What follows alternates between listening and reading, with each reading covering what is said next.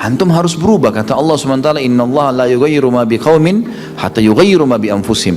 Allah tidak akan mengubah nasib satu kaum sampai mereka mengubah nasibnya, asal dia mau mengubah dirinya. Lalu Allah akan bukakan kepadanya peluang-peluang untuk mencapai apa yang sedang dia minta itu. Antusias teman-teman sekalian. Orang mukmin itu selalu optimis. Tidak ada kata-kata pesimis, tidak ada kata-kata putus asa, nggak ada kata-kata dendam. Berlalu, qaddarallah ma syaa fa'al. Allah sudah takdirkan dan sudah terjadi.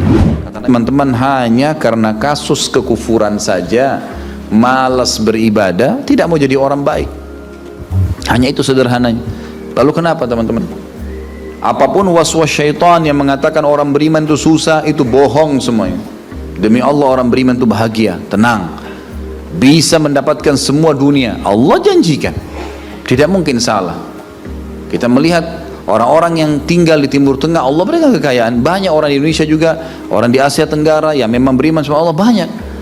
Saya berjalan dengan orang-orang yang pergi umroh, pergi haji, banyak orang mampu, dan mereka hidup bahagia, bisa. Ya. Jadi bukan berarti kalau kita lagi sulit kemudian kita menganggap oh ini berarti saya disiksa sama Allah tuh memang hukuman. Tidak. Antum harus berubah, kata Allah SWT, innallaha la yughayyiru ma biqaumin hatta yughayyiru ma bi anfusihim. Allah tidak akan mengubah nasib satu kaum sampai mereka mengubah nasibnya. Maksud daripada ayat ini adalah, kata sebagian ulama, kalau seseorang muslim dia memohon, merengek, mengadu sama Tuhannya dan meminta apapun sampai dia minta menjadi seorang raja dunia, akan dikabulkan oleh Allah asal dia mau mengubah dirinya. Lalu Allah akan bukakan kepadanya peluang-peluang untuk mencapai apa yang sedang dia minta itu. Dan Allah sebaliknya akan mencukupkan kebutuhan seorang hamba kalau dia mengatakan cukuplah saya begini. Misal ada orang bekerja, dia dikasih sama Allah gaji, dia dapat gaji 2 juta, dimudahkan, dia diterima kerja seterusnya. Lalu dia mengatakan cukuplah seperti ini, keluarga saya biayai 1,5 juta, sudah cukup, alhamdulillah, udah, nggak masalah. Allah cukupkan dia dengan itu. Tapi kalau ada orang tamak dengan rahmat Allah, enggak, saya mau begini, saya mau begitu, saya mau berusaha, lalu merengek minta kepada Allah, Allah akan kasih, tapi prosesnya ada. Karena kita di dunia ada proses. Makanya Umar bin Abdul Aziz rahimahullah mengatakan, sungguh saya ini memiliki pribadi yang tumuh. Tumuh itu orang yang selalu antusias mendapatkan yang terbaik. Beliau waktu jadi masyarakat biasa, beliau minta kepada Allah agar menjadi gubernur Madinah. Dan beliau mengatakan terus saya menggencot doa itu setiap malam sampai Allah kabulkan saya jadi gubernur Madinah. Gitu kan? Kemudian setelah itu saya memiliki antusias yang lebih besar untuk menjadi khalifah, dan terus saya berdoa sampai Allah nobatkan jadi khalifah. Padahal Umar bin Abdul Aziz tidak bisa jadi khalifah pada saat itu kalau sesuai dengan jalur keturunan. Semestinya ada orang lain, dia memang keturunan Bani Umayyah, tapi bukan dia semestinya pada saat itu menggantikan khalifah. Tapi subhanallah, sebelum meninggal khalifah sebelumnya menulis surat bahwasanya yang datang setelah saya adalah Umar bin Abdul Aziz, padahal bukan dia. Makanya setelah Umar bin Abdul Aziz meninggal kembali kepada keturunan raja yang pertama, tapi Allah selipkan dia menjadi khalifah di situ. Dan dia mengatakan saya mendapatkan semua apa yang saya inginkan dengan tumuh saya, dengan antusias saya yang besar, dan saya mohon kepada Tuhan saya sampai Allah kasih. Jadi Allah kasih teman-teman sekalian. Tapi bagaimana kedekatan antum kepada Allah subhanahu wa ta'ala? Bagaimana kita merengeknya dengan Allah? Bagaimana kita memohonnya dengan Allah? Tidak ada yang mustahil. Coba terus minta sampai Allah kasih. Karena setiap seseorang hamba mengucapkan Rabbana atau Allahumma, atau kita mengatakan dalam maksudnya ya Allah, wahai Tuhanku, begitu kita mulai memohon, itu sudah ada garis startnya ucapan kita, ada garis finishnya. Tinggal antum sabar sampai garis finish. Enggak, banyak orang berdoa baru pertengahan sudah berhenti dengan alasan Allah belum kasih. Allah mau lihat ini orang benar nggak, serius nggak. Sama rasionalnya gini, kalau kita kuliah, begitu kita sudah daftar kuliah, sudah ada kan prediksi kita 4 tahun tamat S1 kan. Oh iya, semester 1, semester 2, semester 3, sampai semester 8 misalnya. Ini yang saya tahu pada saat kami S1 di Madinah begitu ya. 1 tahun 2 semester, 1, 2. Tahun kedua 2, 3 dan 4 sampai semester 8 selesai S1. Baik, kita begitu daftar pertama sudah tahu saya akan kuliah 4 tahun nih.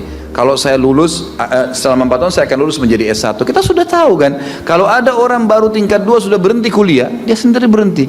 Itu sama rasionalnya orang kalau berdoa tuh. Kalau merengek sama Allah, sabar sampai titik klimaksnya, kita akan dapat ijazahnya, kita akan dapat apa yang kita inginkan, gitu kan?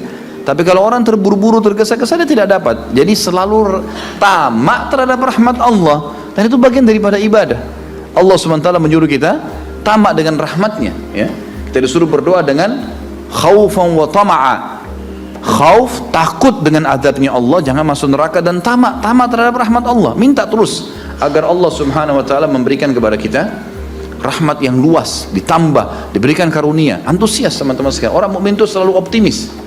Tidak ada kata-kata pesimis, tidak ada kata-kata putus asa, nggak ada kata-kata dendam. Berlalu, qaddarallah ma syaa fa'al. Allah sudah takdirkan dan sudah terjadi. Kata Nabi SAW, kalau terjadi sesuatu pada kalian, katakan Allah sudah takdirkan, sudah terjadi. Buka lembaran baru, jalan sekarang, gitu kan? Sampai kata Nabi SAW yang memotivasi kita, kalau di tangan seseorang di antara kalian sebuah bibit, dan dia tahu, bibit pohon, dan dia tahu besok kiamat, tetap dia tancapkan. Sebagian ulama salaf dulu, mereka menanam pohon-pohon teman-teman sekalian, pohon-pohon yang umurnya lama seperti kelapa, ya. Tapi di sana mungkin mereka menanam pada saat itu kurma lama tumbuhnya, gitu kan? Mereka tanam sampai pada saat itu ada beberapa sahabat menanam pohon-pohon kurma yang masih kecil. Mereka di umur pada saat itu sampai alis mereka sudah putih dan turun menutupi matanya, saking tuanya, 80-90 tahun. Ditanya oleh murid-muridnya, kenapa anda masih menanam seperti ini di umur seperti ini, gitu kan? Kata dia, Allah akan memberikan saya pahala di setiap gerak-gerik saya, termasuk ini. Bagaimana dia antusiasnya? Artinya ada hadis Nabi mengatakan tidak ada seseorang yang menanamkan sebuah pohon kemudian ada burung yang hinggap di situ, atau manusia ya yang hinggap bernaung, atau mungkin hewan-hewan, ulat atau apa saja yang memakan daunnya atau buahnya, kecuali jadi pahala buat dia. Jadi selalu ada motivasi untuk menjadi orang yang terbaik, ya. Makanya juga dalam masalah surga begitu. Kata Nabi SAW, kalau kalian minta surga Firdaus, surga yang tertinggi. Jangan bilang amal saya nggak cukup, enggak. Tamak dengan rahmat Allah, minta yang terbaik teman-teman sekalian. Kita tidak akan berubah kecuali Allah tidak akan berubah kecuali kita berubah dulu. Kita yang mengubah menjadi lebih baik. Ya, ini poin yang harus digarisbawahi. Ini sebuah kaidah hidup, ya. Sehingga kita harus selalu optimis, dan begitulah keadaan orang-orang beriman. Allahu a'lam.